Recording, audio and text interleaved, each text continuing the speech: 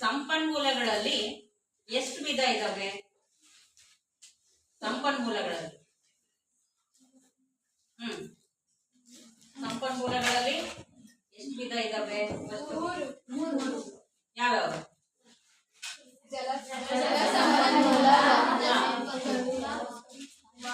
ವಾಯು ಸಂಪನ್ಮೂಲ, ಭೂ ಸಂಪನ್ಮೂಲ, ಅವೆಲ್ಲ ವಿಧಗಳು. ಸಂಪನ್ಮೂಲಗಳ ವಿಧಗಳನ್ನು ಕೇಳ್ತಾ ಇದ್ದೀನಿ ನಾನು. ಎರಡಿದಾವೆ. ಸಂಪನ್ಮೂಲಗಳಲ್ಲಿ ಎಷ್ಟು ವಿಧ ಇದಾವೆ? ಎರಡು ವಿಧ ಇದೆ.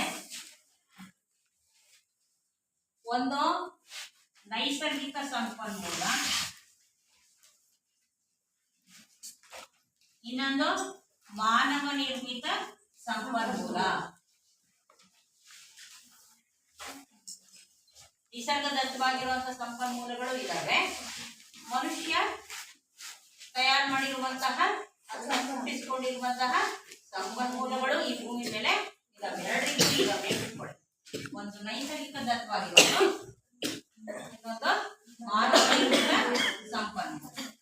ಮೊದಲಿಗೆ ನೈಸರ್ಗಿಕ ಸಂಪನ್ಮೂಲ ಅಂದ್ರೆ ಏನು?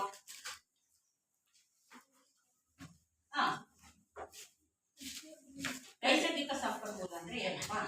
ಪರಿಸರ ದತ್ತದಲ್ಲೇ ತಾನಾಗೆ ಪರಿಸರದಿಂದ ಹುಟ್ಟುವುದೇ ನಿಸರ್ಗದತ್ತವಾಗಿರುವಂತಹ ಸಂಪನ್ಮೂಲಗಳು ಅಥವಾ ನಿಸರ್ಗ ತಾನೇ ಕೊಡುಗೆಗಳನ್ನ ಕೊಟ್ಟಿರುವಂತಹ ಸಂಪನ್ಮೂಲಗಳು ಏನಾಗ್ತವೆ? ನೈಸರ್ಗಿಕ ಸಂಪನ್ಮೂಲ. ಅದೇ ಮಾನವ ನಿರ್ಮಿತ ಸಂಪನ್ಮೂಲ ಅಂದ್ರೇನು? ಅವನು ಸೃಷ್ಟಿ ಮಾಡಿರ್ತಾನೆ, ಅವನು ತಯಾರು ಮಾಡಿರ್ತಾನೆ. ಅಂತಹ ಸಂಪನ್ಮೂಲಗಳನ್ನ ಮಾನವ ನಿರ್ಮಿತ ಸಂಪನ್ಮೂಲ ಅಂತ ಕರೀತಾರೆ. ಈಗ ಅರ್ಥ ಆಯ್ತಾ ನಿಮ್ಗೆ? ಸಂಪನ್ಮೂಲಗಳಲ್ಲಿ ಎಷ್ಟು ವಿಧ ಇದೆ? ಒಂದು ನೈಸರ್ಗಿಕ ಸಂಪನ್ಮೂಲ, ನೈಸರ್ಗಿಕ ಸಂಪನ್ಮೂಲ ಅಂದ್ರೆ ನಿಸರ್ಗದತ್ತವಾಗಿ ಸಿಗುವ ಸಂಪನ್ಮೂಲಗಳು. ಉದಾಹರಣೆ ಕೊಡಿ. ಯಾವ ಉದಾಹರಣೆ? ಈಗ ನಿಸರ್ಗದತ್ತವಾಗಿ ಸಿಗುವ ನಮಗೆ ಸಂಪನ್ಮೂಲಗಳ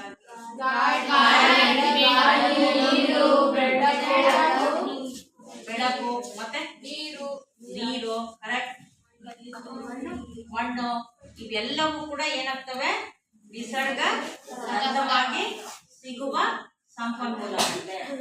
ಈಗ ಈ ದಿನ ನಾವು ಆ ನಿಸರ್ಗ ಸಂಪನ್ಮೂಲಗಳಲ್ಲಿ ಭಾರತದ ಜಲ ಸಂಪನ್ಮೂಲಗಳ ಬಗ್ಗೆ ತಿಳ್ಕೊಳ್ಳಂತೆ. ಜಲ ಅಂದ್ರೆ ಮತ್ತೊಂದು ಹೆಸರು ನೀರು. ನೀರು ಏನಂತಾರೆ? ಅದನ್ನ ನೀರು ಅಂತ ಕರೀತಾರೆ. ಜಲವು ಕೂಡ ನಿಸರ್ಗದತ್ತವಾದ ಒಂದು ಸಂಪನ್ಮೂಲ, ಅಂದ್ರೆ ಪ್ರಕೃತಿ ದತ್ತವಾಗಿರುವಂತಹ ಒಂದು ಪ್ರಮುಖ ಸಂಪನ್ಮೂಲ. ಇದು ಜಲನೇ ಇಲ್ಲ ಅಂದ್ರೆ ನಾವು ಬದುಕನ್ನು ನಡೆಸಲಿಕ್ಕೆ ಸಾಧ್ಯ ಆಗೋದಿಲ್ಲ. ಹಾಗಾದ್ರೆ ಈ ಜಲ ಸಂಪನ್ಮೂಲದ ಅವಶ್ಯಕತೆ ಯಾವ್ಯಾವುದಕ್ಕಿದೆ ನಮಗೆ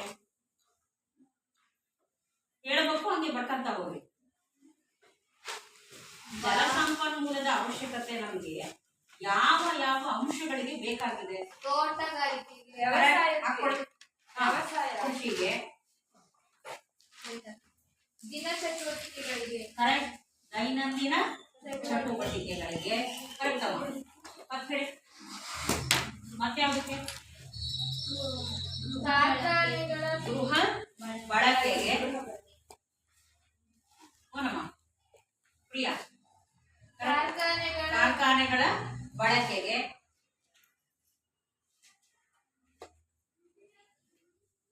ನಮಗ್ ಮಾತ್ರ ಜಲ ಬೇಕಾ? ಮತ್ತೆ ಪ್ರಾಣಿ ಪಕ್ಷಿಗಳಿಗೂ ಬೇಕು ಅಮ್ಮ. ಎಲ್ಲದಕ್ಕೂ ಕೂಡ ನಮಗೆ ಇಲ್ಲಿ ಜಲದ ಅವಶ್ಯಕತೆ ಇದ್ದೇ ಇರುತ್ತೆ. ಹಾಗಾಗಿ ಈ ಪ್ರಕೃತಿ ದತ್ತವಾಗಿ ಅಥವಾ ನಿಸರ್ಗದತ್ತವಾಗಿ ಸಿಗುವಂತಹ ಸಂಪನ್ಮೂಲಗಳಲ್ಲಿ ತುಂಬಾ ಪ್ರಮುಖ ಸ್ಥಾನವನ್ನ ನಾವು ಈ ಒಂದು ಜಲ ಸಂಪನ್ಮೂಲಕ್ಕೆ ಕೊಡ್ತೇವೆ. ಇಲ್ಲಿ ಜಲದ ಮೂಲಗಳಾಗುವು ಅಂತ ಪ್ರಶ್ನೆ ಕೇಳ್ತಾರೆ. ಬರ್ಕೊಳ್ಳಿ ಅದನ್ನ ಪ್ರಶ್ನೆಯಲ್ಲಿ. ಜಲದ ಮೂಲಗಳಾಗುವು ಅಂದ್ರೆ ಯಾವುದರಿಂದ ಯಾವ ಮೂಲಗಳಿಂದ ಜಲ ಸಿಗುತ್ತೆ ಅಂತ. ಅದಕ್ಕೆ ಅದನ್ನ ಜಲದ ಮೂಲಗಳು ಅಂತ ಕರೀತಾರೆ. ಈಗ ಯಾವ್ದ್ರಿಂದ ಸಿಗುತ್ತೆ ನಮ್ಗೆ? ಕೆರೆ ಮತ್ತೆ ಕಾಲುವೆಗಳಿಂದ ಸಿಗುತ್ತೆ. ಅಲ್ಲಿ ಮಾತ್ರ ನಿಮ್ಗೆ ಜಲ ಸಿಗುತ್ತಾ? ಮತ್ತಿನ್ನೆಲ್ಲಿ ಸಿಗುತ್ತೆ? ಆಮೇಲೆ ಅದು ಹೌದು, ಮತ್ತೆ ಅಂತರ್ಜಲ ಭೂಮಿಯ ಒಳಗಡೆ ಸಿಗುವಂಥದ್ದು. ಆಮೇಲೆ ಕೊಳವೆ ನಾವು ನಿರ್ಮಾಣ ಮಾಡ್ತೀವಿ. ಹೌದು. ಆಮೇಲೆ ನೆನ್ಪು ಮಾಡ್ಕೊಂತೀವಿ ನೀವು, ಸಿಹಿ ನೀರು ಸಿಗ್ತದೆ ಎಲ್ಲಿ? ಮಳೆ ನೀರು ಎಲ್ಲಿ ಸಿಗತ್ತೆ?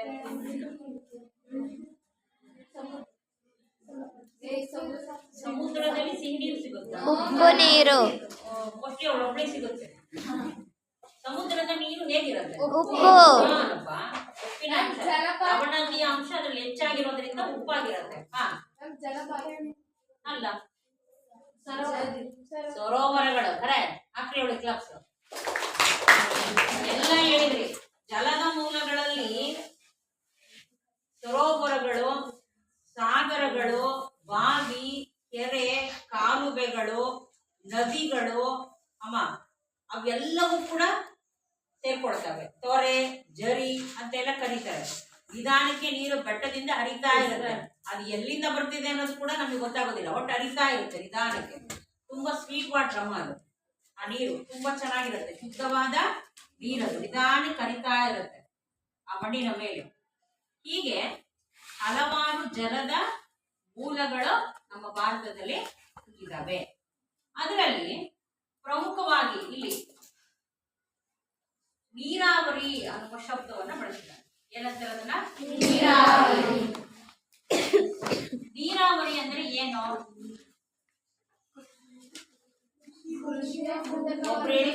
ಒಬ್ರೇಳಿ ಹೇಳ್ಕೊ ಬೇಗ. ಯಾರಾದ್ರೂ ಒಬ್ರಿಗೆ. ಕೃಷಿ ಭೂಮಿಗೆ ಕೃತಕವಾಗಿ ನೀರು, ಬಾವಿ, ಕಾಲುವೆ, ಕೆರೆಗಳಿಂದ ಹೊಂದುವುದಕ್ಕೆ ನೀರಾವರಿ ಅಂತ ಕರೀತಾರೆ. ನೀವು ಶಬ್ದ ಕೇಳಿದ್ಲ ನೀರಾವರಿನ? ನಿಮ್ಮ ಹೊಲಗಳಿಗೆ ನೀರಾವರಿಯ ಸೌಲಭ್ಯವನ್ನ ಒದಗಿಸಿದ್ದೀರಾ. ನಿಮ್ಮ ರೈತರು ಮಕ್ಕಳಿರೋದ್ರಿಂದ ನಿಮ್ಗೆ ಚೆನ್ನಾಗಿ ಗೊತ್ತಿರುತ್ತೆ. ನೀರಾವರಿ ಅಂದ್ರೆ ಏನು ಅಲ್ಲ ಅಮ್ಮ, ಕೃಷಿಯ ಭೂಮಿಗೆ ಪಟ್ಟಂತವ್ರು, ಕೃಷಿಯ ಭೂಮಿಗೆ ಕೃತಕವಾಗಿ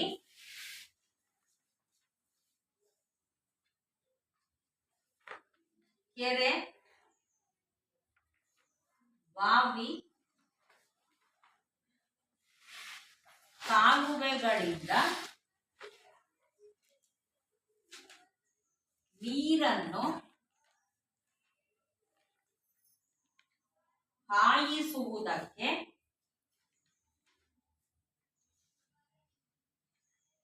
ಏನಂತ ಕರೀತಾರೆ? ನೀರಾವರಿ. ನೀರಾವರಿ ಅಂದ್ರೆ ಕೃಷಿ ಭೂಮಿಗೆ ನೀರನ್ನ ವಿವಿಧ ಮೂಲಗಳಿಂದ ಏನ್ ಮಾಡೋದು? ಒದಗಿಸೋದು. ಈಗ ಈ ನೀರಾವರಿಯಲ್ಲಿ ಹಲವಾರು ವಿಧಗಳಿದಾವೆ. ಎಷ್ಟಿದಾವೆ? ನೀರಾವರಿಯ ವಿಧಗಳು ಭಾರತದಲ್ಲಿ ಎಷ್ಟಿದಾವೆ? 3 ಇದಾವೆ.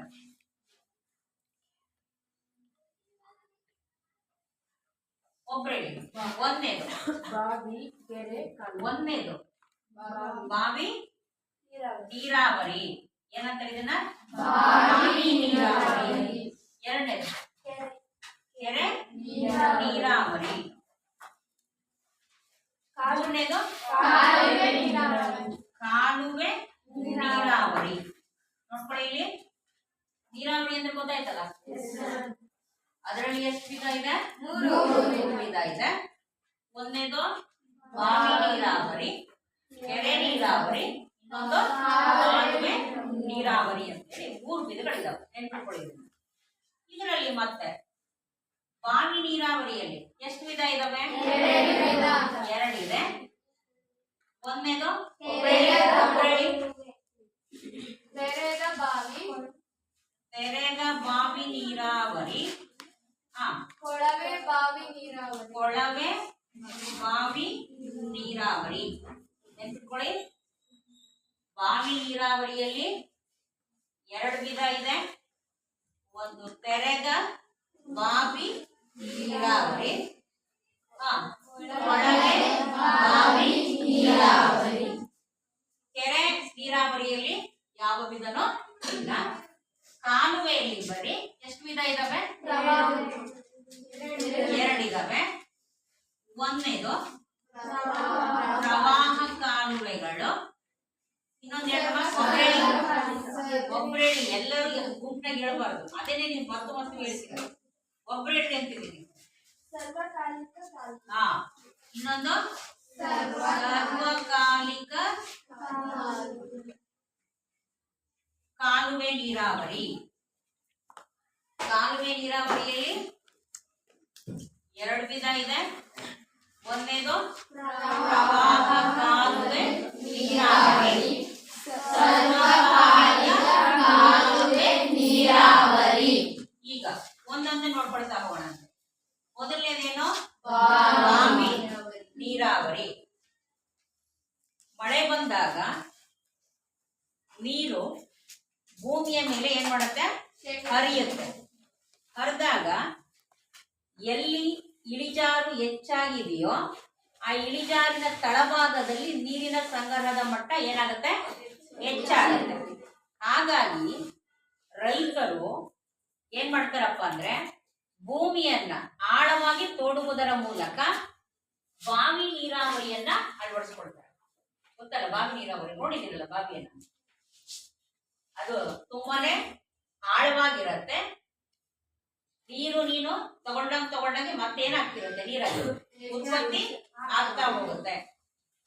ಈ ಬಾವಿ ನೀರಾವರಿಗೆ ರೈತರು ಹೆಚ್ಚು ಹಣವನ್ನ ಖರ್ಚು ಮಾಡುವ ಅವಶ್ಯಕತೆ ಇರೋಲ್ಲ.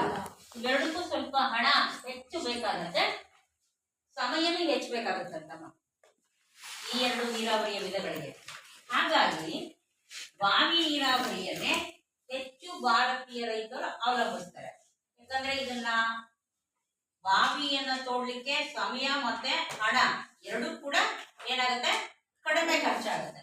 ಹಾಗಾಗಿ ಬಾವಿ ನೀರಾವರಿಯನ್ನೇ ಹೆಚ್ಚಾಗಿರೋದ್ರಿಂದ 33.70% ಬಾವಿ ನೀರಾವರಿ ಮೇಲೆ ರೈತರು ಅವಲಂಬನೆಯನ್ನ ಕೊಡ್ತಾರೆ. ಇಲ್ಲಿ ಈ ಬಾವಿ ನೀರಾವರಿಯಲ್ಲಿ ಎರಡು ವಿಧ ಇದೆ ಅಂತ ಹೇಳ್ಕೊಂಡಿದ್ದಾರೆ. ಒಂದೇದು ತೆರೆದ ಬಾವಿ ನೀರಾವರಿ, ಕೊಳವೆ ಬಾವಿ ನೀರಾವರಿ. ತೆರೆದ ಬಾವಿ ನೀರಾವರಿ ಅಂದ್ರೆ ಇಲ್ಲಿ ನೋಡ್ಕೊಳ್ಳಿ, ಇಲ್ಲಿ ಬಾವಿಯನ್ನ ತೋಡಿದಾನೆ, ನೀರು ಇಲ್ಲೆಲ್ಲ ಏನಾಗಿದೆ? ಸಂಗ್ರಹ ಆಗಿದೆ. ಈ ನೀರನ್ನ ಅವನು ತನ್ನ ಶಕ್ತಿಯಿಂದ, ದೇಹದ ಶಕ್ತಿಯಿಂದ ಅಥವಾ ದೈಹಿಕ ಬಲದಿಂದ ಅಥವಾ ಪ್ರಾಣಿಗಳಿಂದ ಅಥವಾ ಯಾವುದಾದರೂ ಒಂದು ಯಂತ್ರವನ್ನ ಬಳಸುವುದರ ಮೂಲಕ ಇಲ್ಲಿ ನೀರನ್ನ ಮೇಲಕ್ಕೆ ಎತ್ಕೊಳ್ತಾರೆ. ಇಲ್ಲಿ ಕೃಷಿ ಭೂಮಿ ಇರುತ್ತೆ, ಆ ಕೃಷಿ ಭೂಮಿಗೆ ನೀರನ್ನ ಹಾಯಿಸ್ತಾರೆ. ಹೌದಾ? ಅರ್ಥ ಆಯ್ತಾ? ಸರಿ ಇಲ್ಲ? ನೋಡ್ಕೊಂಡಪ್ಪ, ಇಲ್ಲಿ ಕೃಷಿ ಭೂಮಿ ಇದೆ, ಆ ಭೂಮಿಯಲ್ಲೇ ಅವನು ಏನ್ ಮಾಡಿದ್ದಾನೆ? ಬಾವಿಯನ್ನ ನಿರ್ಮಾಣ ಮಾಡ್ಕೊಂಡಿದ್ದಾನೆ, ತೋಡ್ಕೊಂಡಿದ್ದಾನೆ. ಅಲ್ಲಿ ನೀರು ಸಂಗ್ರಹ ಆಗಿದೆ. ಈ ನೀರನ್ನ ಅವನು ತನ್ನ ದೈಹಿಕ ಶಕ್ತಿಯಿಂದಲಾದ್ರೂ ಮೇಲಕ್ಕೆ ಎತ್ಕೊಳ್ತಾನೆ, ಇಲ್ಲ ಯಾವ್ದಾದ್ರು ಪ್ರಾಣಿನಾದ್ರೂ ಏನ್ ಮಾಡ್ತಾನೆ? ಬಳಕೆ ಮಾಡ್ಕೊಳ್ತಾನೆ. ಇಲ್ಲ ಯಂತ್ರ ಕೂಡ ಈಗ ಹೊಸದಾಗಿ ಹೊಸ ಯಂತ್ರಗಳು ಬಂದಿದೆ ಅಂತ, ಆ ಸುಧಾರಿತ ಯಂತ್ರಗಳನ್ನು ಕೂಡ ಬಳಕೆ ಮಾಡ್ಲಿಕ್ಕೆ ಅವಕಾಶ ಇದೆ ಇದರಲ್ಲಿ ರೈತ. ಹಾಗಾಗಿ ನೀರನ್ನ ಏನ್ ಮಾಡ್ತಾರೆ? ಮೇಲಕ್ಕೆ ಎತ್ಕೊಂಡ್ಬಿಟ್ಟು ಕೃಷಿ ಭೂಮಿಗೆ ಹಾಯಿಸ್ಕೊಳ್ತಾರೆ. ಇದನ್ನ ತೆರೆದ ಬಾವಿ ನೀರಾವರಿ ಅಂತ ಕರೀತಾರೆ. ಅರ್ಥ ಆಯ್ತಾ? ಎರಡನೇದಕ್ಕೆ ಹೋಗ್ಲಾ? ಎರಡನೇದು ನೋಡ್ರಿ, ಕೊಳವೆ ಬಾವಿ ನೀರಾವರಿ. ಹಂಗಂದ್ರೆ ಇಲ್ಲಿ ನೋಡಿದೀರ ಅಲ್ವಾ? ಜಗ್ಗ ಬೋರ್ ಅಂತ ಕರಿತೀರಿ ನೋಡ್ರಿ ನೀವು, ಅವೇ ಕೊಳವೆ ಬಾವಿಗಳು. ಅಲ್ಲಿ ನೀರು ಸಂಗ್ರಹ ಆಗಿರುತ್ತೆ ತಳಭಾಗದಲ್ಲಿ, ಅದಕ್ಕೊಂದು ಮಿಷನ್ ಫಿಕ್ಸ್ ಮಾಡ್ತಾನೆ. ಮೇಲೆ ಅದಕ್ಕೊಂದು ಮಿಷನ್ ಫಿಕ್ಸ್ ಮಾಡಿ ಅದನ್ನ ಹಿಂಗ್ ನಾವು ಜಗ್ಗಿದ್ರೆ ಅಲ್ಲಿ ಕೆಳಗಡೆ ನೀರೇನಾಗ್ತದೆ ಬರ್ತಾ ಹೋಗುತ್ತೆ. ಹೆಚ್ಚು ಕೊಳವೆ ಬಾವಿಗಳು ಭಾರತದಲ್ಲಿ ಇದಾವೆ. ಕೊಳವೆ ಬಾವಿಗಳೇ ಹೆಚ್ಚಾಗಿರೋದು. ಕೆಲವು ಸಂದರ್ಭಗಳಲ್ಲಿ ಈ ಕೊಳವೆ ಬಾವಿಗಳನ್ನ ಮಾಡಕ್ ಹೋಗಿ ನೀರು ಸಿಗದೆ ಹೋದ್ರೆ, ಅಥವಾ ಅದರಲ್ಲಿ ಫಸ್ಟ್ ನೀರ್ ಬರ್ತಿರುತ್ತೆ ಅವನು ಕೊಳವೆ ಬಾವಿ ಮಾಡಿದಾಗ, ಆಮೇಲೆ ಸ್ವಲ್ಪ ವರ್ಷ ಆಗ್ತಿದ್ದಂಗೆ ಅದ್ರ ನೀರು ಇರೋದೇ ಇಲ್ಲ, ಬತ್ತು ಹೋಗ್ಬಿಟ್ಟಿರುತ್ತೆ. ಅವಾಗ ಅವನು ಅದನ್ನ ಏನ್ ಮಾಡ್ತಾನೆ, ಕ್ಲೋಸ್ ಮಾಡಲ್ಲ, ಅದನ್ನ ಹಂಗೆ ಏನ್ ಮಾಡ್ಬಿಡ್ತಾನೆ, ಬಿಟ್ಬಿಡ್ತಾನೆ. ಆಗ ಕೆಲವು ಸಂದರ್ಭ ಮಿಷನ್ ಎಲ್ಲ ಹೋಗ್ಬಿಟ್ಟು ಕೆಳಗಡೆ ಕೊಳವೆ ಇರುತ್ತಲ್ಲ ಇಷ್ಟು ದೊಡ್ಡದು, ಆ ಕೊಳವೆ ಮಾತ್ರ ಹಂಗೆ ಓಪನ್ ಆಗಿರುತ್ತೆ, ಅದನ್ನ ಮುಚ್ಚೋದೇ ಇಲ್ಲ. ಅಥವಾ ಬೋರನ್ನ ಕೊರ್ಸಕ್ ಹೋದಾಗ ಅಲ್ಲಿ ನೀರ್ ಬರೋದಿಲ್ಲ, ಅವಾಗ್ಲೂ ಕೂಡ ಅಷ್ಟೇ ಅವನದನ್ನ ಕ್ಲೋಸ್ ಮಾಡ್ದಂಗೆ ಹಂಗೆ ಬಿಟ್ಬಿಟ್ಟಿರ್ತಾನೆ. ಅವಾಗ ಹೆಚ್ಚು ಅನಾಹುತಗಳಾಗುತ್ತೆ. ಗೊತ್ತೆಲ್ಲ ಪೇಪರ್ ನೋಡ್ತೀರಿ, ಟಿವಿನೆಲ್ಲ ನೋಡ್ತೀರಾ, ಏನಾಗ್ತಿರುತ್ತೆ, ಮಕ್ಕಳು ಅದ್ರೊಳಗೆ ಏನ್ ಮಾಡ್ತವೆ, ಬಿದ್ದೋಗ್ಬಿಡ್ತವೆ. ಆಟ ಆಡ್ಕೊಂಡು ಇನ್ನೊಂದು ಕಾರಣದಿಂದಲೂ ಪಾಪ ಹೋಗ್ಬಿಟ್ಟು ಆ ಕೊಳವೆ ಬಾವಿ ಮಗು ಬಿದ್ದಿದೆ, ಈಗ ಅದರ ಕಾರ್ಯಾಚರಣೆ ನಡೀತಿದೆ, ಅದರ ರಕ್ಷಣಾ ಕಾರ್ಯಾಚರಣೆ ನಡೀತಿದೆ, ಅತಿ ದೊಡ್ಡ ಬಂಡೆ ಅಡ್ಡ ಬಂದ್ಬಿಟ್ಟಿದೆ ಅಲ್ಲಿ ಅಂತ ಎಲ್ಲ ಅನೌನ್ಸ್ ಮಾಡ್ತಾ ಇರ್ತಾರೆ. ನೋಡಿದೀರಾ? ಆ ಮಗು ಕೆಲವು ಸಂದರ್ಭಗಳಲ್ಲಿ ಅದ್ರಲ್ಲಿ ಹೋಗಿ, ಅದಕ್ಕೆ ನೀವು ಮನೆಗಳಲ್ಲಿ ಹೇಳಿ ನಿಮ್ಮ ಪೇರೆಂಟ್ಸ್ಗೆ, ಕೊಳವೆ ಬಾವಿಗಳನ್ನ ಯಾವಾಗ್ಲೂ ನಿಮ್ಮ ಹೊಲಗಳಲ್ಲಿ ಫಸ್ಟ್ ಏನ್ ಮಾಡ್ಬೇಕು, ನೀವು ಮುಚ್ಚಬೇಕು, ಅದನ್ನ ಕ್ಲೋಸ್ ಮಾಡ್ಬೇಕು. ಅದನ್ನ ಇಲ್ಲದೆ ಹೋದ್ರೆ ಎಂದಾದ್ರೂ ಅನಾಹುತ ಆಗ್ತದೆ, ಯಾರಿಗಾದ್ರೂ ಅನಾಹುತ ಆಗ್ಬೋದು. ಪ್ರಾಣಿಗಳೇ ಬೀಳ್ಬೋದು, ಪಾಪ ಮನುಷ್ಯರು ಬೀಳ್ತಾರೆ, ಅದ್ರ ಜೊತೆ ಪ್ರಾಣಿಗಳು ಕೂಡ ಬೀಳ್ಬಹುದು. ಅಷ್ಟು ದೊಡ್ಡ ಹೋಳಿ ಇರ್ತಮ್ಮ ಅದು. ಅದಕ್ಕೆ ಅವುಗಳನ್ನ ಆದಷ್ಟು ಏನ್ ಮಾಡ್ಬೇಕು ಅಂತ ಹೇಳ್ಬೇಕು, ನೀವು ಮುಚ್ಚಬೇಕು. ನಿಮಗೆ ಅದ್ರ ಬಗ್ಗೆ ಅವೇರ್ನೆಸ್ ಇರಬೇಕು. ಹೌದು, ನಮ್ಮ ಹೊಲದಲ್ಲಿ ಕೊಳವೆ ಬಾವಿ ಇದೆ, ಅದನ್ನ ತಯಾರು ಮಾಡ್ಬಿಟ್ಟಿದ್ದಾರೆ, ಅದ್ರೊಳಗೆ ನೀರಿಲ್ಲ, ಕ್ಲೋಸ್ ಮಾಡಬೇಕು, ಅದನ್ನ ಮುಚ್ಚಬೇಕು ಅನ್ನೋದು ನಿಮ್ಗೆ ಗೊತ್ತಿರಬೇಕು. ಅದನ್ನ ಹೇಳಬೇಕು. ನೀವು ಯಾರಾದ್ರೂ ಹಂಗೆ ಓಪನ್ ಆಗಿ ಇಟ್ಟಿದ್ರೆ ಅದರಿಂದ ಅನಾಹುತ ಆಗ್ತದೆ ಬೇರೆಯವರಿಗೆ ಅಂತ ಹೇಳಿ. ಈ ರೀತಿ ನೀವು ಆ ತಿಳುವಳಿಕೆಯನ್ನ ಹೇಳಬೇಕಾಗುತ್ತೆ. ಇದು ಕೊಳವೆ ಬಾವಿ. ಇದಿಷ್ಟು ಅರ್ಥ ಆಯ್ತೇನಪ್ಪ? ನೆಲದ ಅಂದ್ರೆ ಗೊತ್ತಾಯ್ತು, ಕೊಳವೆ ಬಾವಿ ನೀರಾವರಿ ಅರ್ಥ ಆಯ್ತು. ಇನ್ನು ನೀರಾವರಿಯ ಎಷ್ಟೇ ವಿಧ ಇದು? ಕೆರೆ ನೀರಾವರಿ. ಎಲ್ಲಿ ಇಳಿಜಾರಿರುತ್ತೋ ಆ ಇಳಿಜಾರಿನ ಭಾಗಕ್ಕೆ ಸರಿಯಾಗಿ ನೋಡಿ, ಸ್ಲೋಪ್ ಇರುತ್ತೆ, ಇಲ್ಲಿ ಕೆಳಗಡೆ ತಗ್ಗು ಭಾಗ ಇರುತ್ತೆ, ಅಲ್ಲಿಗೆ ಬಂದು ನೀರೇನಾಗುತ್ತೆ, ಸಂಗ್ರಹ ಆಗುತ್ತೆ. ಹಳೆಯ ಕಾಲದ, ಪ್ರಾಚೀನ ಕಾಲದ ನಾಗರಿಕತೆಗಳಲ್ಲಿರುವಂತಹ ರಾಜರುಗಳು ಕೆರೆಗಳ ನಿರ್ಮಾಣಕ್ಕೆ ಎಷ್ಟು ಒತ್ತನ್ನು ಕೊಡ್ತಿದ್ರು ಅಂತ ಓದಿರ್ತೀರಿ ನೀವು. ಯಾಕೆ ಅಂದ್ರೆ ಈ ರೀತಿಯ ನೀರನ್ನ ಆ ತಗ್ಗು ಭಾಗದಲ್ಲಿ ಸಂಗ್ರಹ ಮಾಡಿ ಇಟ್ಕೊಂಡು ಮಳೆಗಾಲದಲ್ಲಿ ಸಂಗ್ರಹ ಮಾಡ್ಕೊಳ್ಳೋದು. ಯಾಕಂದ್ರೆ ಮಳೆಗಾಲದಲ್ಲಿ ಬಂದು ನೀರೆಲ್ಲ ಸ್ಟಾಕ್ ಆಗ್ಬಿಡುತ್ತೆ. ಆಮೇಲೆ ಯಾವ ಕಾಲದಲ್ಲಿ ನಮಗೆ ನೀರಿನ ಕೊರತೆ ಉಂಟಾಗುತ್ತೆ? ಬೇಸಿಗೆ ಕಾಲದಲ್ಲಿ ಏನಾಗುತ್ತೆ, ನೀರಿನ ಕೊರತೆ ಆಗುತ್ತೆ. ಅವಾಗ ನಾವು ಆ ನೀರನ್ನ ಬಳಕೆ ಮಾಡ್ಬೋದು, ಕೆರೆಯ ನೀರನ್ನ ಏನ್ ಮಾಡ್ಬೋದು, ಬಳಕೆ ಮಾಡ್ಬೋದು. ಅರ್ಥ ಆಯ್ತಾ? ಅದಕ್ಕೆ ಕೆರೆ ನೀರಾವರಿಯನ್ನ ನಾವು ಅಭಿವೃದ್ಧಿಪಡಿಸ್ಕೊಳ್ತಾ ಹೋಗ್ತೀವಿ. ಇದರಲ್ಲಿ ಈ ಕೆರೆ ನೀರಾವರಿಯಲ್ಲಿ ಒಂದು ಸಮಸ್ಯೆ ಇದೆ. ಏನಪ್ಪಾ ಅಂತಂದ್ರೆ, ಕೆರೆಯ ನೀರಿಗೆ ಭೂಮಿ ಮೇಲೆ ಮಳೆ ಬರ್ತಾ ಇದೆ, ನೀರು ಹೊರಗೆ ಬರ್ತಾ ಇದೆ, ನೀರಿನ ಜೊತೆಗೆ ಭೂಮಿ ಮೇಲಿರುವಂತಹ ಮಣ್ಣು ಕೂಡ ಏನ್ ಮಾಡುತ್ತೆ, ಕರ್ಕೊಂಡ್ ಬಂದ್ಬಿಡುತ್ತೆ. ಅದು ಹೆಚ್ಚು ಫೋರ್ಸ್ ಆಗಿ ಎಷ್ಟು ಅಬಸವಾಗಿ ಬರುತ್ತೋ ಅಷ್ಟು ಅಬಸವಾಗಿ ನೀರನ್ನ ಕೊಚ್ಕೊಳ್ತಾ ಬರುತ್ತೆ. ಕೊಚ್ಕೊಂಡು ತಗೊಂಡ್ ಬಂದು ಇಲ್ಲಿ ಕೆರೆಗೆ ಹಾಕ್ಬಿಡುತ್ತಮ್ಮ. ಅವಾಗ ಏನಾಗುತ್ತೆ ಅಂದ್ರೆ ನೋಡ್ರಿ, ಎಲ್ಲ ಕೆಸರು ಕುತ್ಕೊಳ್ತಾ ಹೋಗುತ್ತೆ. ಏನಾಗುತ್ತೆ, ಕೆಸರು ಈ ತರ ಕುತ್ಕೊಳ್ತಾ ಹೋಗುತ್ತೆ, ಮಣ್ಣು ಬಂದ್ ಬಿದ್ದಾಗ ಅವಾಗ ನೀರಿನ ಸಂಗ್ರಹದ ಮಟ್ಟ ಏನಾಯ್ತು, ನೀರಿನ ಸಂಗ್ರಹದ ಮಟ್ಟ ಏನಾಯ್ತು, ಕಡಿಮೆ ಆಯ್ತು. ಈಗ ಆ ನೀರಿನ ಸಂಗ್ರಹವನ್ನ ಹೆಚ್ಚು ಮಾಡಬೇಕು ಅಂದ್ರೆ ಏನ್ ಮಾಡ್ಬೇಕು, ನಾವು ಕೆಸರನ್ನೆಲ್ಲ ಹಿಂಗೆ ಕೆರೆಯಲ್ಲಿರುವಂತಹ ಕೆಸರನ್ನ ಅಥವಾ ಮಣ್ಣನ್ನ ಹೊರಗೆ ತೆಗೆಯುವಂತಹ ಒಂದು ಕಾರ್ಯ ಇದೆ. ಆ ಕಾರ್ಯಕ್ಕೆ ಏನಂತಾರಪ್ಪ ಅಂದ್ರೆ, ಒಂದರಿಗೆ ಪೇಪರ್ ಎಲ್ಲ ಕೊಡ್ತಾರೆ, ಹೂಳೆತ್ತುವುದು. ಕರೆಕ್ಟ್.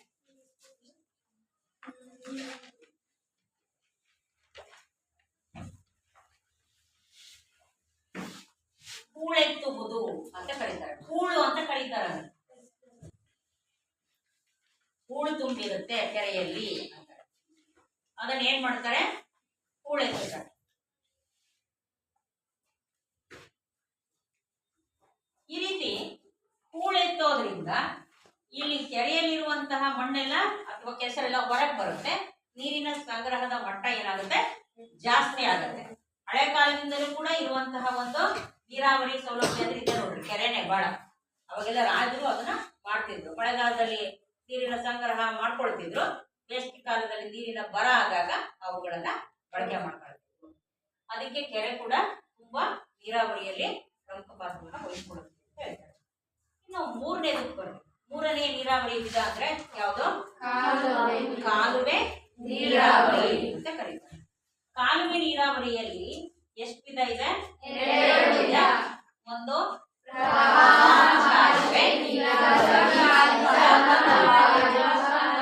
ಸರ್ವಕಾಲಿಕ. ನೋಡ್ಕೊಳ್ಳಿ, ನದಿಯ ನೀರು ಅಧಿಕ ಆಗಿ ಆ ದಡದಿಂದ ಏನ್ ಮಾಡುತ್ತೆ? ಅದು ಹೊರಗೆ ಬರುತ್ತೆ ನ್ಯಾಚುರಲ್ ಆಗಿ. ನದಿ ನೀರು ಈಗ ನೋಡ್ತಿದ್ದೀರಿ ನೀವು, ಮಳೆಗಾಲ ಆಗಿರೋದ್ರಿಂದ ನದಿಯ ನೀರು ತನ್ನ ಸಾಮರ್ಥ್ಯವನ್ನ ಮೀರಿ ಏನಾಗ್ತಿದೆ? ಮೇಲಕ್ಕೆ ಬರ್ತಾ ಇದೆ, ಹೆಚ್ಚಾಗ್ತಿದೆ. ಮಳೆ ಹೆಚ್ಚಾಗಿರೋದ್ರಿಂದ ಆ ನೀರು ಏನಾಗುತ್ತೆ?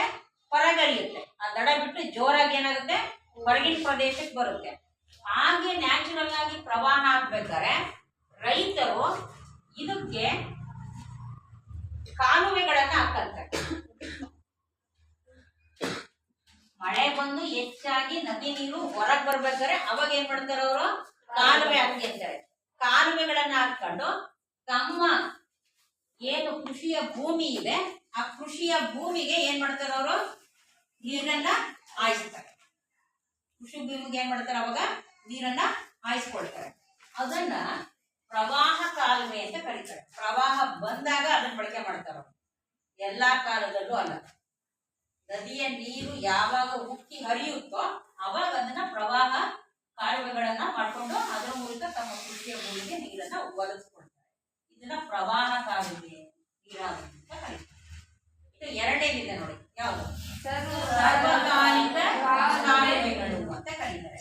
ಹಂಗಂದ್ರೆ ಏನು ಅಂತಂದ್ರೆ ಇದನ್ನ ಕರೆಕ್ಟ್ ಆಗಿ ನದಿಯ ಪ್ರವಾಹಕ್ಕೆ ಅಡ್ಡಲಾಗಿ ಏನ್ ಮಾಡ್ತಾರೆ? ಅಣೆಕಟ್ಟುಗಳನ್ನ ನಿರ್ಮಿಸ್ತಾರೆ. ಏನ್ ಮಾಡ್ತಾರೆ? ಅಣೆಕಟ್ಟುಗಳನ್ನ ಈ ರೀತಿ ನಿರ್ಮಿಸ್ತಾರೆ. ಅಣೆಕಟ್ಟುಗಳನ್ನ ನಿರ್ಮಾಣ ಮಾಡಿ ಈ ರೀತಿ ಭಾಗಗಳಿರುತ್ತೆ ನೋಡಿದ್ರೆ, ಅಲ್ಲಿ ನೀರನ್ನ ಎಷ್ಟು ಬೇಕೋ ಅಷ್ಟು ಈ ಕಾಲುವೆಗಳ ಮೂಲಕ ಕೃಷಿಯ ಭೂಮಿಗೆ ನೀರನ್ನ ಹಾಯಿಸ್ಕೊಳ್ತಾರೆ. ಈ ರೀತಿ ಅಣೆಕಟ್ಟುಗಳನ್ನ ಕಟ್ಟಿ ಇವು ಸರ್ವಕಾಲಿಕ ಕಾಲುವೆಗಳು ಯಾವಾಗಲೂ ಇರ್ತವೆ. ಅಣೆಕಟ್ಟನ್ನ ಕಟ್ಟಿ ನೀರನ್ನ ಕೃಷಿಯ ಭೂಮಿಗೆ ಕಾಲುವೆಗಳ ಮೂಲಕ ಏನ್ ಮಾಡ್ತಾರೆ? ಹಾಯಿಸ್ತಾರೆ.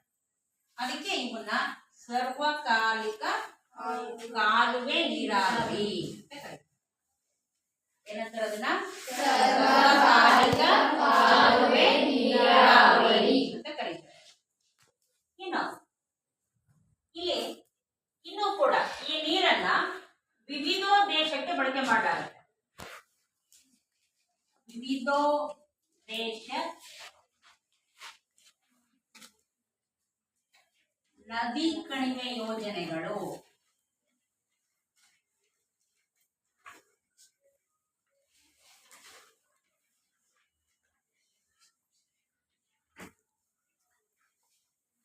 ನದಿಯ ನೀರನ್ನ ವಿವಿಧ ಉದ್ದೇಶಗಳಿಗೆ ಬಳಕೆ ಮಾಡುವುದನ್ನ ಏನಂತ ಕರೀತಾರೆ? ವಿವಿಧೋದ್ದೇಶ ನದಿ ಕಣಿವೆ ಯೋಜನೆಗಳು. ಕಣಿವೆ ಅಂದ್ರೆ ಏನ್ ಗೊತ್ತೇನೋ? ಇಲ್ಲಿ ಪರ್ವತ ಇರತ್ತೆ. ಇದು ಎತ್ತರದ ತುದಿಯ ಭಾಗ ಪರ್ವತದ್ದು, ಇದು ಇಳಿಜಾರು ಭಾಗ. ಪರ್ವತದ ಈ ತಳಭಾಗ ಇದೆಯಲ್ಲ ಇಲ್ಲಿ, ಅದೇ ಕಣಿವೆ.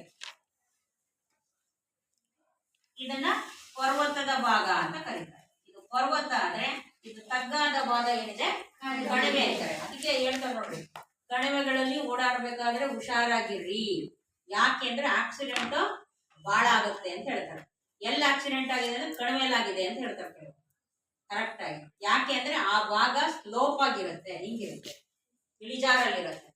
ತಕ್ಷಣ ವೆಹಿಕಲ್ಸ್ ಬಂದ್ಬಿಟ್ರೆ ಎದುರಿಗೆ ಬಂದರು ಪಕ್ಕಕ್ಕೆ ಬಂದರು ಏನಾದ್ರೂ ಕೂಡ ತೊಂದರೆ, ಯಾಕಂದ್ರೆ ಇಳಿಜಾರಾಗಿರುತ್ತೆ ಆ ಒಂದು ರಸ್ತೆನೇ, ಆ ಜಾಗನೇ ಹಂಗಿರುತ್ತೆ ಅಮ್ಮಲ್ಲಿ. ಅದಕ್ಕೆ ಹುಷಾರಾಗಿರಿ ಕಣಿವೆ ಭಾಗಗಳಲ್ಲಿ ಅಂತ ಹೇಳ್ತಾರೆ. ಆಕ್ಸಿಡೆಂಟ್ ಬಹಳ ಆಗುತ್ತೆ ಕಣಿವೆ ಭಾಗದಲ್ಲಿ, ಅದಕ್ಕೆ ಹುಷಾರಾಗಿರಿ ಅಂತ ಹೇಳ್ತಾರೆ. ಯಾಕಂದ್ರೆ ಅದು ಇರೋದೇ ತಗ್ಗು ಭಾಗದಲ್ಲಿ, ಈಗ ಇಳಿಜಾರಾದ ಭಾಗದಲ್ಲಿ ತಗ್ಗು ಭಾಗದಲ್ಲಿ ಕಡಿಮೆ ಅಂತ ಇರುತ್ತೆ. ಇಲ್ಲಿ ನೋಡ್ಕೊಳ್ಳಿ. ಹೀಗೆ ವಿವಿಧೋದ್ದೇಶ ನದಿ ಕಣಿವೆ ಯೋಜನೆಗಳ ಬಗ್ಗೆ ಈಗ ನೋಡ್ತಾ ಹೋಗೋಣ.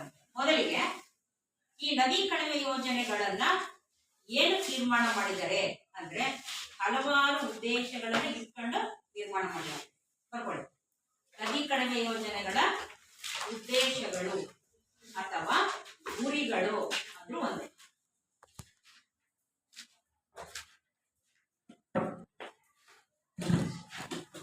ಗುರಿಗಳಂದ್ರೂ ಒಂದೊಂದೇ ಪಾಯಿಂಟ್ ಬರ್ಕೊಳ್ತಾ ಹೋಗಿ. ಪರೀಕ್ಷೆಯಲ್ಲಿ 3 ಅಂಕದಿಂದ 4 ಅಂಕಕ್ಕೆ ಇದನ್ನ ಕೇಳ್ತಾರೆ ಪ್ರಶ್ನೆಯ. ಬಹಳಷ್ಟು ಪ್ರಶ್ನೆ ಪತ್ರಿಕೆಗಳಲ್ಲಿ ಈ ಒಂದು ವಿಷಯ ಬಂದಿದೆ, ಹಾಗಾಗಿ ಸರಿಯಾಗಿ ನೋಡ್ಕೊಳ್ತಾ ಹೋಗಿ. ಒಂದೇ ಬೇಡ, ಪ್ರವಾಹವನ್ನು ನಿಯಂತ್ರಿಸಲು ಅಂತ ಬರ್ಕೊಳ್ಳಿ. ಮೊದಲನೇ ಉದ್ದೇಶ ಇದರಲ್ಲಿ ಏನಿದೆ? ಪ್ರವಾಹವನ್ನ ನಿಯಂತ್ರಣ ಮಾಡಲು ಅಥವಾ ನಿಯಂತ್ರಿಸಲು.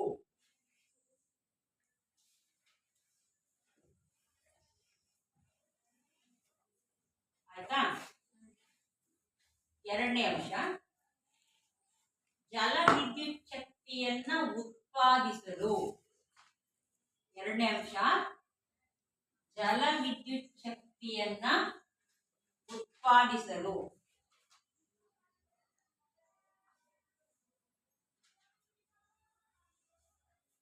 ಒಂದೇದೇನ್ ಹೇಳುತ್ತೆ? ಪ್ರವಾಹನ ಏನ್ ಮಾಡುತ್ತದೋ ತಡೆಗಟ್ಟುತ್ತೆ. ಅದೇನಪ್ಪ ನೋಡಿ, ಈಗ ಅಣೆಕಟ್ಟುಗಳನ್ನ ಕಟ್ಟೋದ್ರಿಂದ ನೀರನ್ನ ಏನ್ ಮಾಡುತ್ತದೋ ತಡೆಗಟ್ಟುತ್ತೆ. ಫೋರ್ಸ್ ಅನ್ನ ಬಹಳ ಪ್ರವಾಹ ರೂಪದಲ್ಲಿ ಹರಿಯೋದನ್ನ ಅದೇನ್ ಮಾಡುತ್ತೆ? ತಡೆಗಟ್ಟಿ ಸರಿ ಸುಮಾರಾಗಿ ಅದು ಹೋಗೋ ಹಾಗೆ, ನೀರು ಚಲಿಸುವ ಹಾಗೆ ಮಾಡುತ್ತೆ. ಇನ್ನು ಎರಡನೇ ಅಂಶ ಏನ್ ಹೇಳುತ್ತೆ? ಉತ್ಪಾದನೆ ಮಾಡುತ್ತೆ. ನೋಡ್ಕೊಳ್ಳಿ, ಇಲ್ಲಿ ನೀರಿದೆ, ಎತ್ತರವಾದ ಭಾಗ ಇದೆ, ಇಲ್ಲಿ ಒಂದು ಜಲ ಚಕ್ರವನ್ನ ಹಾಕಿರ್ತಾರೆ, ಜಲಚಕ್ರ ಅಂತ ಕರೀತಾರೆ. ಇಲ್ಲಿ ಇದ್ರ ಮೇಲೆ ನೀರು ಏನಾಗ್ತಾ ಹೋಗುತ್ತೆ? ಬೀಳ್ತಾ ಹೋಗುತ್ತವ. ಇದು ಎಷ್ಟು ನೀರು ಎಷ್ಟು ವೇಗವಾಗಿ ಬೀಳುತ್ತೆ, ಎಷ್ಟು ಫೋರ್ಸ್ ಆಗಿ ಬೀಳುತ್ತೋ, ಎಷ್ಟು ಒತ್ತಡದಿಂದ ಬೀಳುತ್ತೋ ಅದರ ಆಧಾರದ ಮೇಲೆ ವಿದ್ಯುತ್ ಉತ್ಪಾದನೆ ಆಗುತ್ತೆ. ಏನಾಗುತ್ತೆ? ವಿದ್ಯುತ್ ಉತ್ಪಾದನೆ. ಈಗ ನಮಗೆಲ್ಲ ಕರೆಂಟ್ ಎಲ್ಲ ಬರೋದೇ ಯಾವುದರಿಂದ? ಹೆಚ್ಚಿನ ಪ್ರಮಾಣದ ವಿದ್ಯುತ್ ಸಿಗೋದೇ ನಮಗೆ ಜಲದಿಂದ. ಅರ್ಥ ಆಯ್ತಾ? ಜಲದ ಮೂಲದಿಂದ. ಹಾಗಾಗಿ ಕೆಲವು ಸರಿ ಹೇಳ್ತಾರೆ ಬಹಳ ಕರೆಂಟ್ ತೆಗಿತಿದ್ದಾನೆ, ಯಾಕಂದ್ರೆ ಈ ವರ್ಷ ಮಳೆ ಇಲ್ಲ ಅಂತ ಹೇಳ್ತಾರೆ. ಹೇಳಿದ್ರ ಮನೆಗಳಲ್ಲಿ? ಮಳೆ ಈ ವರ್ಷ ಇಲ್ಲ ಅಂದ್ರೆ ಅವ್ನು ಹೇಳ್ತಾನೆ ಕರೆಂಟ್ ಸೌಲಭ್ಯ ಕೊಡೋದು ತುಂಬಾ ಕಡಿಮೆ ಇರುತ್ತೆ, ಕರೆಂಟ್ ಬಹಳ ತೆಗಿತಾನೆ ಸರಿ ಅಂತ ಹೇಳ್ತಾರೆ. ಎಷ್ಟು ಚೆನ್ನಾಗಿ ಹೇಳ್ತಾರೆ ಅವ್ರು ಗೊತ್ತಾ? ಅದು ಮಳೆ ಪ್ರಮಾಣ ಕಡಿಮೆ ಇದೆ ಅಂತ ತಕ್ಷಣ ಗೊತ್ತಾಗ್ಬಿಡುತ್ತೆ ಅವ್ರಿಗೆ, ಈ ಸರಿ ನಮಗೆ ಕರೆಂಟಿನ ಪ್ರಾಬ್ಲಮ್ ತುಂಬಾ ಆಗತ್ತೆ. ಅಷ್ಟು ಚೆನ್ನಾಗಿ ರೈತರೇ ಹೇಳ್ತಾರಮ್ಮ ಅದ್ರ ಬಗ್ಗೆ. ಯಾಕೆ ಅಂದ್ರೆ ನೀರಿದ್ರೆ ತಾನೆ ವಿದ್ಯುತ್ ಉತ್ಪಾದನೆ ಮಾಡ್ಲಿಕ್ಕೆ ಆಗೋದು. ನೀರೇ ಇಲ್ಲ ಅಂದ್ರೆ ಹೆಂಗ್ ಉತ್ಪಾದನೆ ಮಾಡ್ಲಿಕ್ಕೆ ಆಗ್ತದೆ? ಬೇರೆ ಬೇರೆ ಮೂಲಗಳಿಂದಲೂ ವಿದ್ಯುತ್ ಉತ್ಪಾದಿಸ್ತೀವಿ, ಆದ್ರೆ ಹೆಚ್ಚಿನ ಭಾಗ ಯಾವ್ದ್ರಿಂದ? ಜಲದಿಂದ. ನ್ಯಾಚುರಲ್ ಸಿಗುತ್ತೆ ನೋಡಿ ಅದು. ಅದಕ್ಕೆ ನಿಸರ್ಗದತ್ತವಾಗಿ ಸಿಗುವಂತ ಇದರಿಂದಾನೇ ನಾವು ವಿದ್ಯುತ್ ಅನ್ನು ಉತ್ಪಾದನೆ ಮಾಡೋದಿದೆಯಲ್ಲ, ಅದು ಎಲ್ಲಾ ವಿದ್ಯುತ್ ಉತ್ಪಾದನೆಗಿಂತ ತುಂಬಾನೇ ಇಂಪಾರ್ಟೆಂಟ್ ಆಗುತ್ತೆ. ಅದಕ್ಕೆ ಇವ್ರು ಹೇಳ್ತಾರೆ ಇದಕ್ಕೆ ನೀರನ್ನ ಸಂಗ್ರಹ ಮಾಡಿಟ್ಕೊಳ್ಳಿ, ಅದನ್ನ ಅಂತರ್ಜಲ ಹೆಚ್ಚು ಮಾಡ್ಬೇಕು, ರಕ್ಷಣೆ ಮಾಡ್ಬೇಕು ನೀರನ್ನ. ಯಾಕೆ ಅಂತಂದ್ರೆ ಅಂದ್ರೆ ನಮಗೆ ಬೇಕಾದ ಅದಕ್ಕೆ ನೀರು ಹೆಚ್ಚು ನಮಗೆ ಬೇಕಾಗೋದ್ರಿಂದ ಬೇಕಾಗುತ್ತೆ. ನೋಡ್ರಿ, ವಿದ್ಯುತ್ ಅನ್ನು ಈ ರೀತಿ ಉತ್ಪಾದನೆ ಮಾಡ್ತಾರೆ. ನೀರು ಹೆಚ್ಚು ಬೀಳೋದಕ್ಕೆ ಇದು ಸರ್ಕಲ್ ಆಗಿ ಹಿಂಗೆ ಸುತ್ತಾ ಹೋಗುತ್ತೆ. ಅದು ಹೆಚ್ಚು ತಿರ್ತಿರ್ದಂಗೆ ನೀರು ಹೆಚ್ಚು ಫೋರ್ಸ್ ಆಗಿ ಬಿದ್ದಂಗೆ ವಿದ್ಯುತ್ ಅನ್ನ ಏನ್ ಮಾಡ್ಲಾಗುತ್ತೆ? ಉತ್ಪತ್ತಿ ಮಾಡ್ಲಾಗುತ್ತೆ ಅಂತ ಹೇಳ್ತಾರೆ. ಇನ್ನು ಮೂರನೇದು, ನೌಕಾಯಾನಕ್ಕೆ ನೌಕಾಯಾನ ಸೌಲಭ್ಯವನ್ನ ಒದಗಿಸಲು. ನೌಕಾಯಾನ ಸೌಲಭ್ಯವನ್ನ ಒದಗಿಸಲು ಏನು ನೌಕಾಯಾನ ಅಂದ್ರೆ?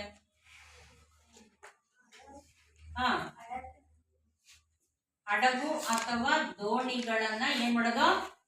ಚಲಿಸುವುದಕ್ಕೆ, ಅದರ ಮೂಲಕ ಹಲವಾರು ಚಟುವಟಿಕೆಗಳು ನಡೀಲಿಕ್ಕೆ ಈ ಒಂದು ವಿವಿಧೋದ್ದೇಶ ನದೀಕರಣ ಯೋಜನೆಯನ್ನ ಮಾಡಲಾಗಿದೆ ಅಂತ ಹೇಳ್ತಾರೆ. ನೆಕ್ಸ್ಟ್ ಮೀನುಗಾರಿಕೆಗೆ, ಇನ್ನೊಂದೇನೋ ಮೀನುಗಾರಿಕೆಗೆ ಅನುಕೂಲ ಆಗಿದೆ ಅಂತ.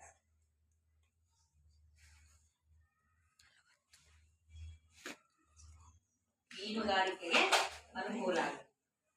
ಕೃಷಿಯ ಅಭಿವೃದ್ಧಿಗಾಗಿ,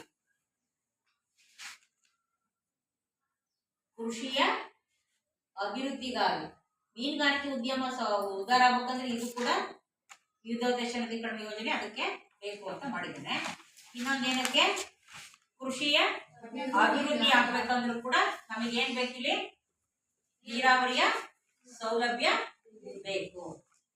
ಆಮೇಲೆ ವಿವಿಧ ಬೆಳೆಗಳನ್ನು ಬೆಳೆಯಲು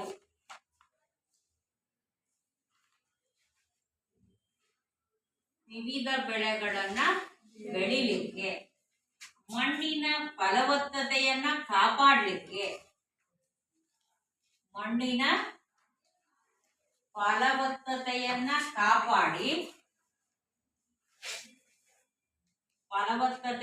ಕಾಪಾಡಿ ಮಣ್ಣಿನ ಸವೆತವನ್ನ ತಡೆಗಟ್ಟೋದು.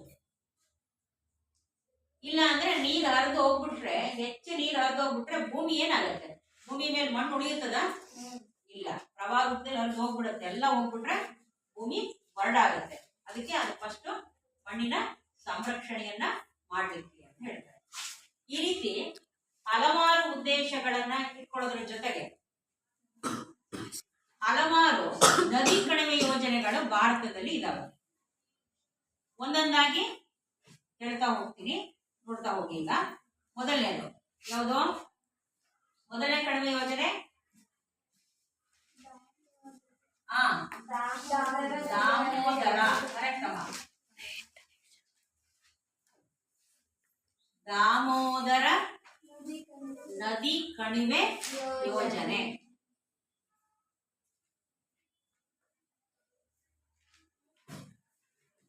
ದಾಮೋದರ ನದಿ ಕಣಿವೆ ಯೋಜನೆ ಇದು ಸ್ವತಂತ್ರ ಭಾರತದ ಮೊಟ್ಟ ಮೊದಲ ಕಣಿವೆ ಯೋಜನೆ ಅಂತ ಹೆಸರಾಗಿದೆ. ಮೊಟ್ಟ ಮೊದಲ ಕಣಿವೆ ಯೋಜನೆ ಅಂದ್ರೆ ದಾಮೋದರ ಯೋಜನೆ. ಇದನ್ನ ಪಶ್ಚಿಮ ಬಂಗಾಳದ ಕಣ್ಣೀರಿನ ನದಿ ಅಂತ ಕರೀತಾರೆ.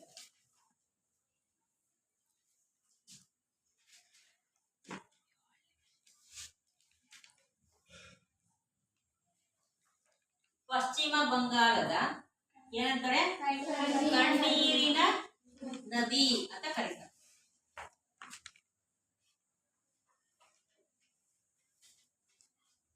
ಯಾಕೆ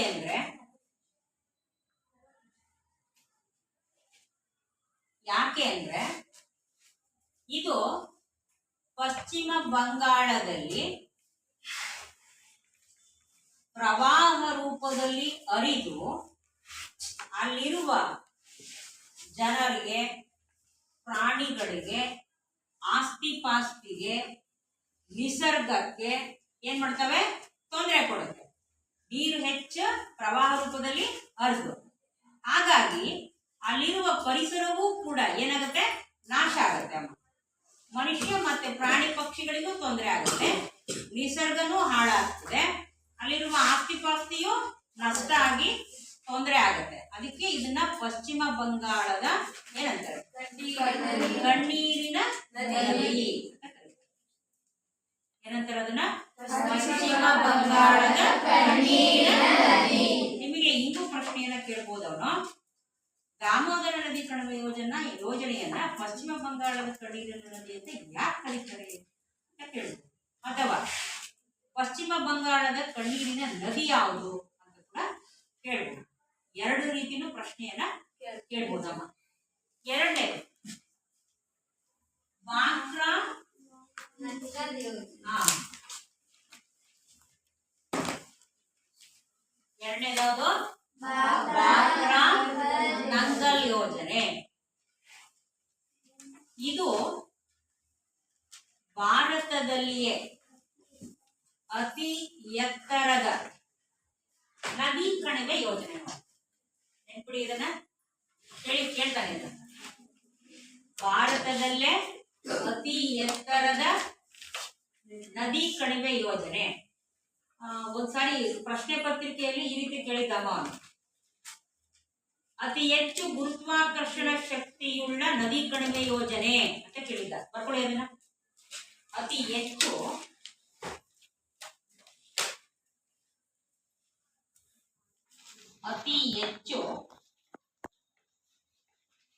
ಗುರುತ್ವಾಕರ್ಷಣೆಯುಳ್ಳ ನದಿ ಕಣಿವೆ ಯೋಜನೆ ಅಂತ ಕೇಳ್ಬಿಟ್ಟಿದ್ದಮ್ಮ. ನಿಮಗೆ ಮ್ಯಾಪ್ ಅಲ್ಲಿ ಕೊಡುವಾಗ ಬಹಳ ಕಷ್ಟ ಅಮ್ಮ, ಹೇಗ್ ಬೇಕಾದ್ರೂ ಕೇಳ್ತಾರೆ ಪ್ರಶ್ನೆಯನ್ನ. ಅವಾಗ ನೀವು ನೋಡ್ಕೊಳ್ಳಿ,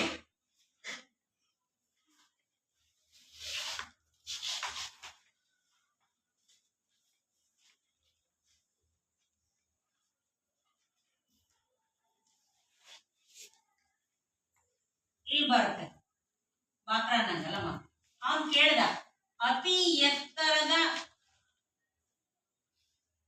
ಅಂತ ಕೇಳ್ತಾನೆ, ಗುರುತ್ವಾಕರ್ಷಣೆಯುಳ್ಳ ನದಿ ಕಣಿವೆ ಯೋಜನೆ ಯಾವುದು ಅಂತ ಕೇಳ್ತಾನೆ. ಅವಾಗ ನೀವು ನೆನ್ಪು ಮಾಡ್ಕೊಂಡು ಇಲ್ಲಿ ನೋಡಿ, ಈಗ ನದಿ ಕಣಿವೆ ಯೋಜನೆ ಆಗಿರೋದ್ರಿಂದ ಈ ತರ ಬರೀರಿ. ಇಲ್ಲಿ ತಗೊಂಡು ಆ ಹೆಸರನ್ನ ಅಲ್ಲಿ ಬರೀಬೇಕು. ನೀವು ನೇರವಾಗಿ ಬಾಕ್ರಾ ನಂಗಲ್ ಯೋಜನೆ ಬರೀರಿ ಅಂದ್ರೆ ಅರ್ಥ ಆಗ್ಬಿಡುತ್ತೆ ಮಕ್ಕಳಿಗೆ, ಬರೀತೀರಾ. ಅವನು ಈ ರೀತಿ ಪ್ರಶ್ನೆ ಕೇಳಿದ್ದ ನೋಡಿ, ಅತಿ ಎತ್ತರದಲ್ಲಿರೋದು ಅಂತ ಅರ್ಥ. ಅದು ಗುರುತ್ವಾಕರ್ಷಣ ಬಲ ಹೆಚ್ಚಾಗಿರೋದು ಅಂತ ಅರ್ಥ. ಎತ್ತರಕ್ಕೆ ಹೋದಂಗೆ ಗುರುತ್ವಾಕರ್ಷಣ ಬಲ ಏನಾಗತ್ತೆ, ಭೂಮಿ ಸೆಳೆಯುವಿಕೆಯ ಶಕ್ತಿ ಹೆಚ್ಚಾಗ್ಬಿಡುತ್ತಮ್ಮ. ನೀವು ಎಷ್ಟೇ ಎತ್ತರಕ್ಕೆ ವಸ್ತುವನ್ನ ಎಸೆದ್ರು ಕೂಡ ಏನಾಗತ್ತ, ಮತ್ತೆ ಕೆಳಗ್ ಬಂದು ಬೀಳುತ್ತೆ ಅಲ್ವಾ. ಅದಕ್ಕೆ ಇದನ್ನ ನೆನ್ಪಿಟ್ಕೊಳ್ಳಿ, ಬಾಕ್ರಾ ನಂಗಲ್ ಯೋಜನೆ ಅಂತ. ನೆನ್ಪಾಯ್ತಾ? ಎಲ್ಲಿ ಬರುತ್ತೆ ಅಂತ. ಹಾ, ನೆಕ್ಸ್ಟ್ ಮೂರನೇದು ಹೇಳಿ. ಕೋಸಿ ಯೋಜನೆ. ಯಾವ್ದದು? ಕೋಸಿ ಯೋಜನೆ. ಕೋಸಿ ಯೋಜನೆಯನ್ನ ಒಂದು ರಾಜ್ಯದಲ್ಲಿ, ಅದು ಕೂಡ ಕಣ್ಣೀರನ್ನು ತರಿಸುತ್ತೆ ಅಂತ ಹೇಳ್ತಾರೆ. ಯಾವ್ದದು? ಕೋಸಿ ನದಿಯನ್ನ ಬಿಹಾರದ ಕಣ್ಣೀರಿನ ನದಿ. ಬಿಹಾರದ ಕಣ್ಣೀರಿನ ನದಿ ಅಂತ ಕರೀತಾರೆ. ಯಾಕೆ ಅಂದ್ರೆ ಬಿಹಾರದಲ್ಲಿ ಇದೇನ್ ಮಾಡುತ್ತೆ, ಪ್ರವಾಹವನ್ನ ಉಂಟು ಮಾಡತ್ತೆ. ಅಲ್ಲಿ ಹಾಳಾಗ್ತದೆ. ಇರೋ ನಿಸರ್ಗ ಆಸ್ತಿ ಪಾಸ್ತಿ ಮನುಷ್ಯನಿಗೆ ತೊಂದರೆ ಆಗ್ಬೋದು, ಪ್ರಾಣಿ ಪಕ್ಷಿಗಳಿಗೂ ತೊಂದರೆ ಆಗ್ಬೋದು. ಹಾಗಾಗಿ ಅದನ್ನ ಏನಂತ ಕರೀತಾರೆ, ಬಿಹಾರದ ಕಣ್ಣೀರಿನ ನದಿ ಅಂತ ಕರೀತಾರೆ. ನೆಕ್ಸ್ಟ್ ಮೂರನೇದು, ನಾಲ್ಕನೇದು ಹಿರಾಕುಡ್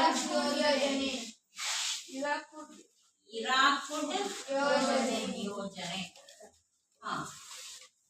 ಇದನ್ನ ಒಡಿಸ್ಸಾದ ಕಣ್ಣೀರಿನ ನದಿ. ಇಲ್ಲಿ ಬರುತ್ತೆ ನೋಡ್ರಿ, ಒಡಿಸ್ಸಾ.